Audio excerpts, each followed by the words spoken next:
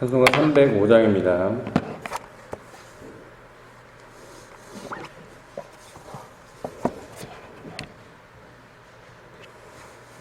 찬송가 305장입니다.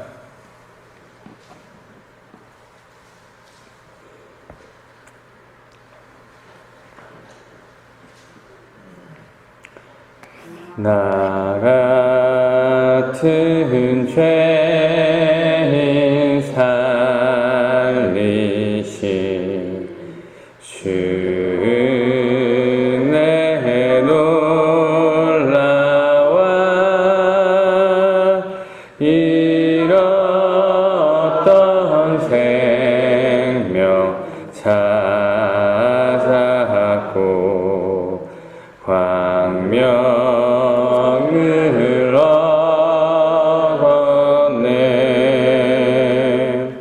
큰 죄악에서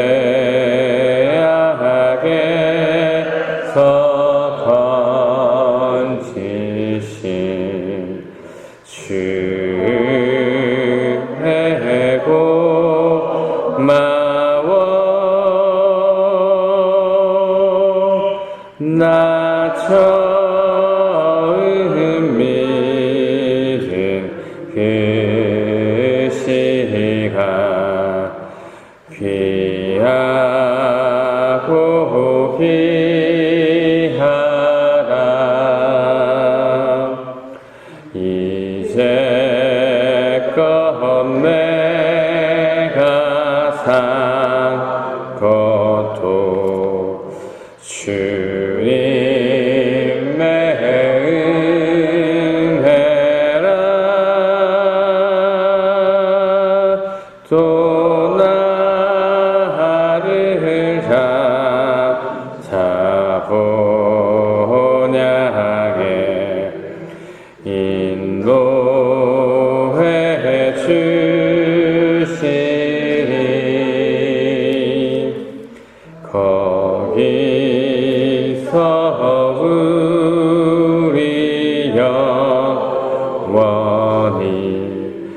주님의 은혜로 해처럼 밝게 살면서 주 찬양하리라.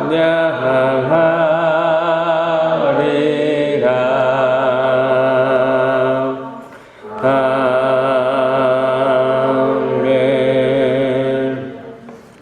하나님 감사합니다. 나 같은 죄인을 살리신 주님의 은혜가 참으로 귀하고 감사하기 때문에 오늘도 눈을 뜨자마자 하나님을 기억하며 또 하나님 앞에 나와 하나님을 예배하게 하심을 너무나 감사합니다.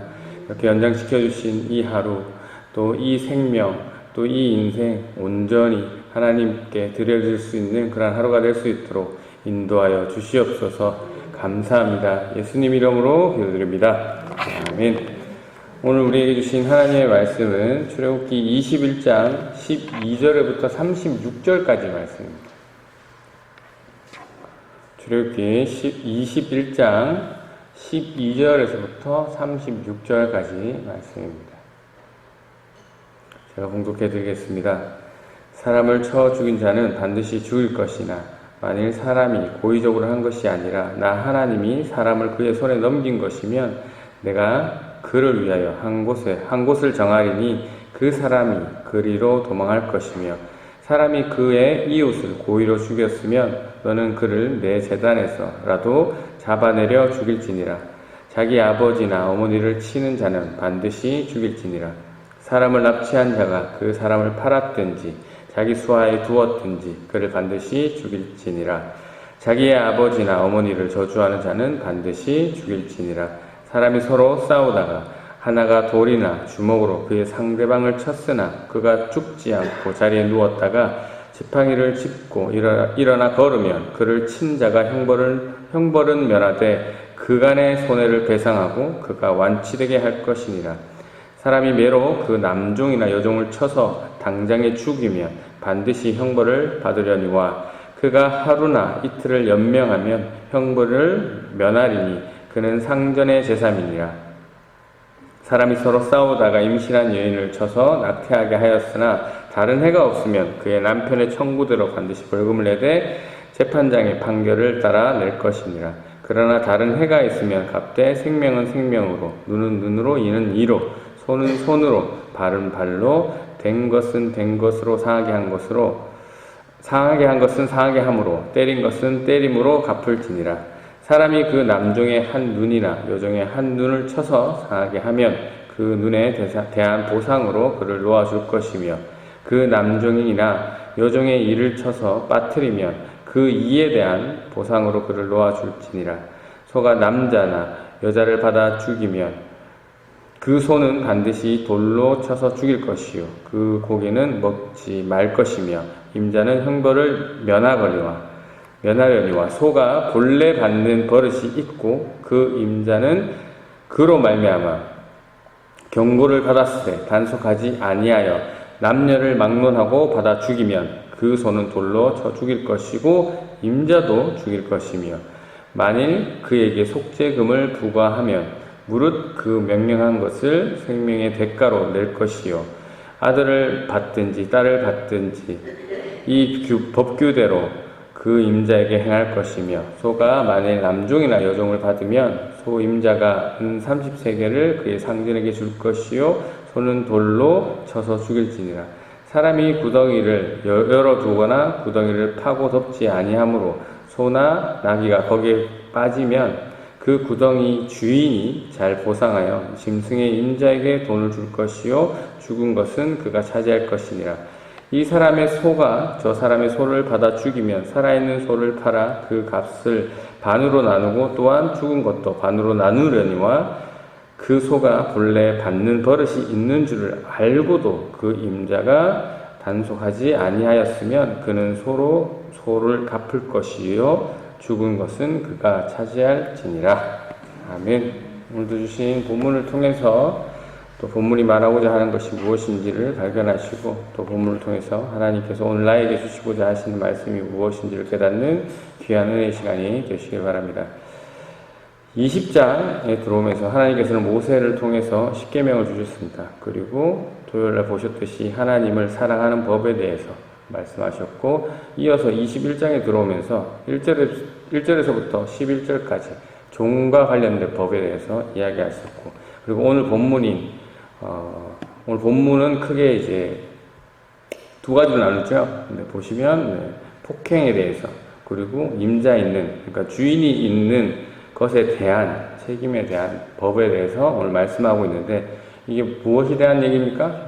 즉 이웃 사랑에 대해서 말씀하고 있죠.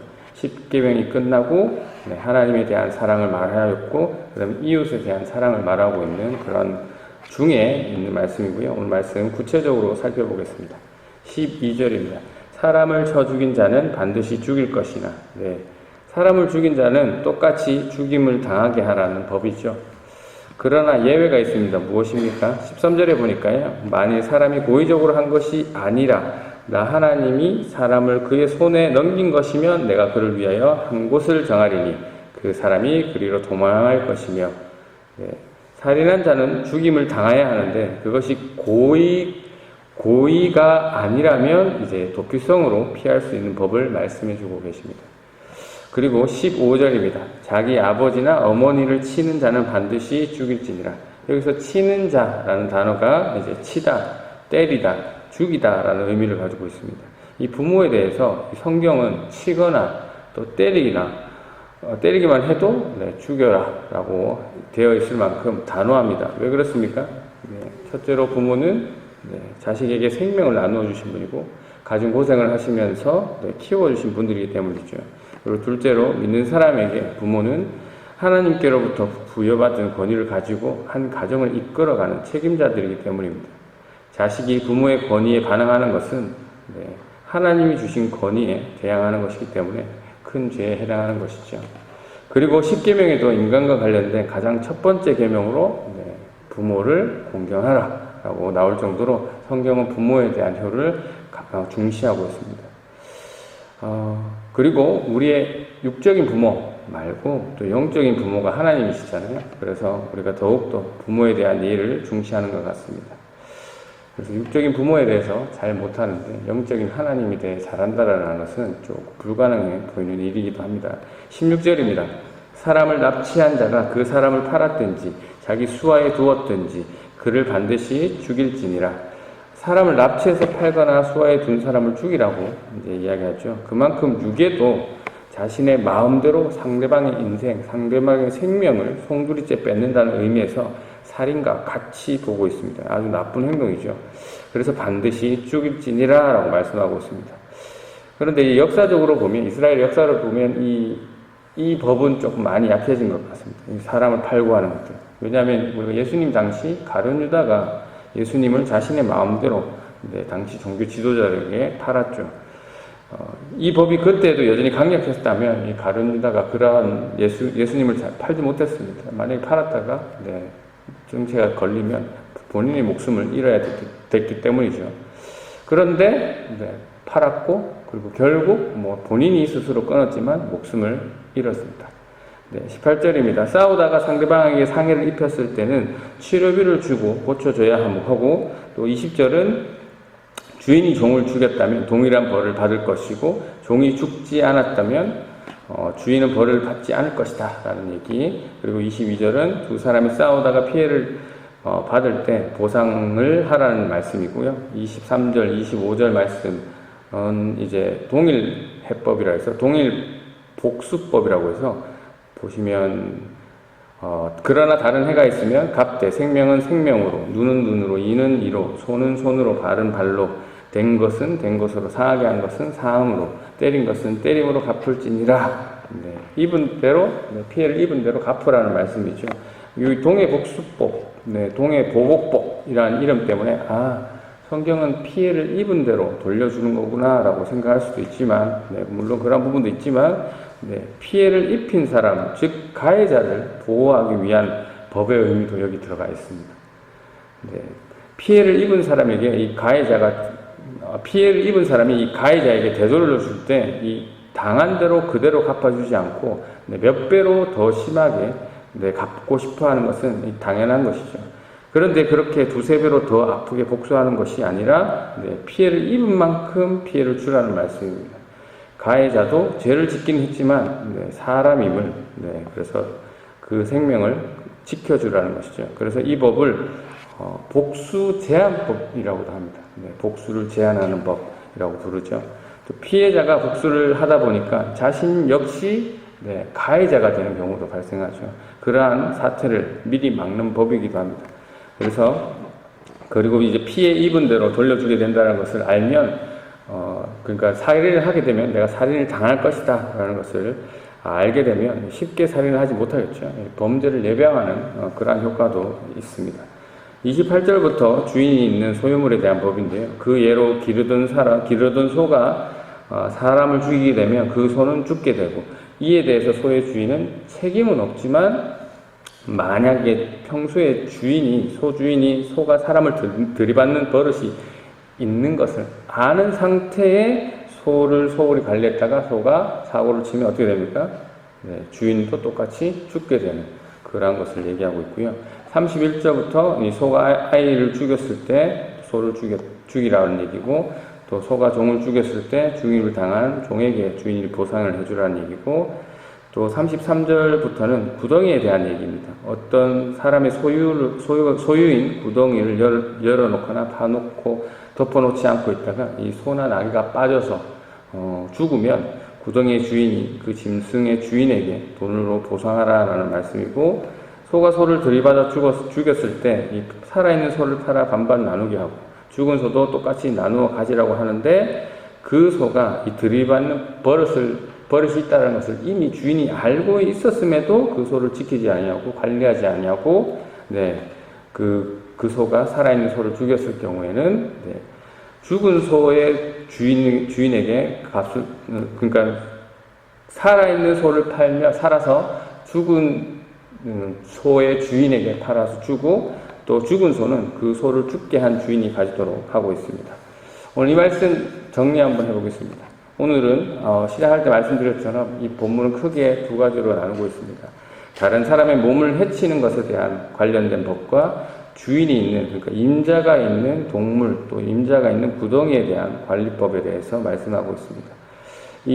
즉 앞에서 시작할 때 말씀드렸듯이 무엇에 관한 이야기입니까? 네, 이웃 사랑에 관한 그러한 구절입니다.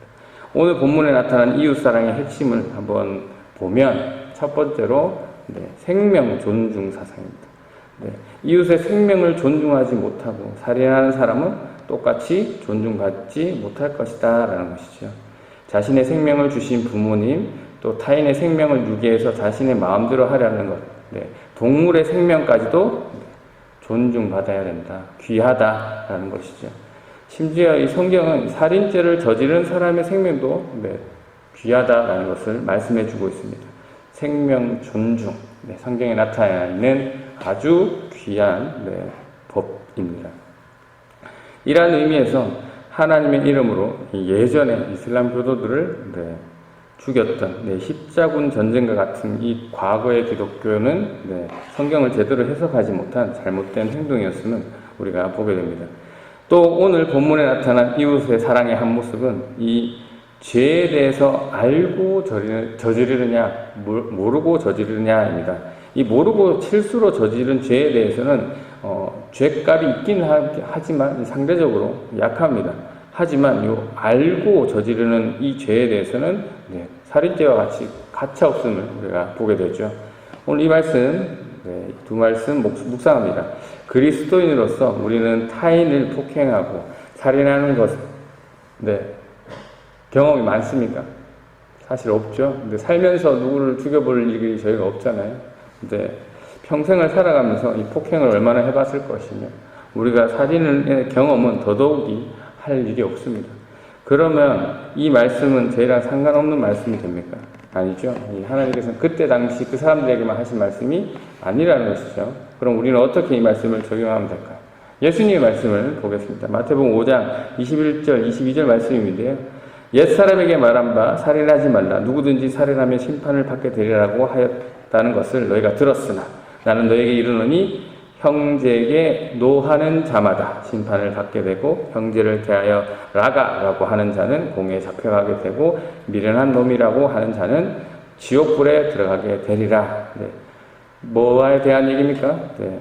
형제에 대해서 화를 내고 또 라가라고 바보라고 얘기하고 또 형제를 미련한 놈이라고 얘기하는 자는 지옥에 간다라는 말씀인데 이 부분이 무엇을 얘기하는 거냐면 마음으로 살인하는 것을 얘기합니다. 마음으로 살인하는 것. 마음으로 살인하는 것 역시 지옥불에 들어가게 되는 심판을 받을 것이다 라는 말씀이죠. 여러분, 누군가를 죽일 듯이 미워하고 시기하고 질투하는 것, 또 마음으로 살인하는 것입니다. 이것은 무엇을 어기는 거라고요? 십계명을 어기는 겁니다.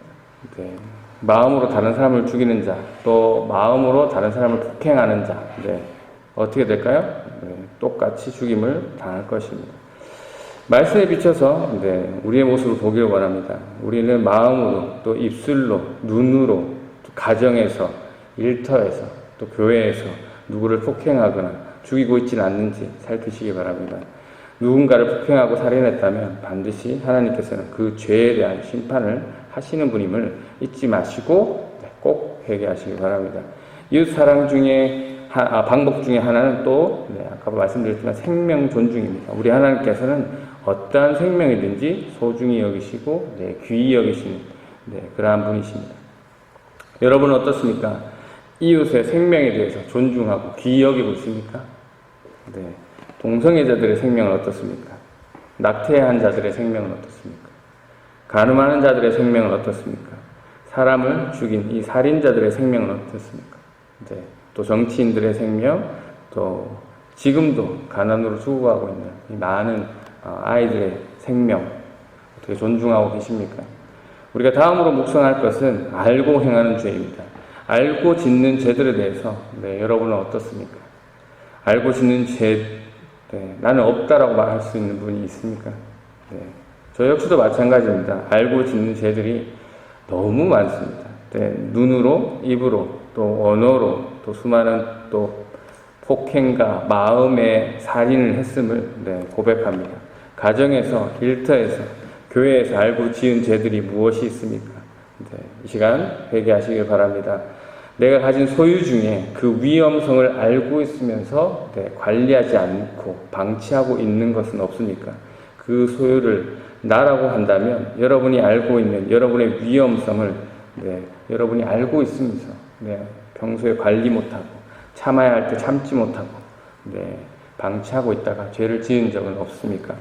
사람마다 이 아는 것에 대해서 사실은 다르죠. 많이 알기 때문에 더 힘든 것들도 있습니다. 하나님의 말씀은 깊이 알면 알수록 그리스도인으로서의 삶이 사실은 조금 어려워지는 것 같습니다. 많이 아는 자가 더 많은 죄를 알게 되고 그래서 조심하게 되는 것이요. 모르는 자는 자신이 죄를 짓고 있는지 아닌지도 사실 잘 모릅니다.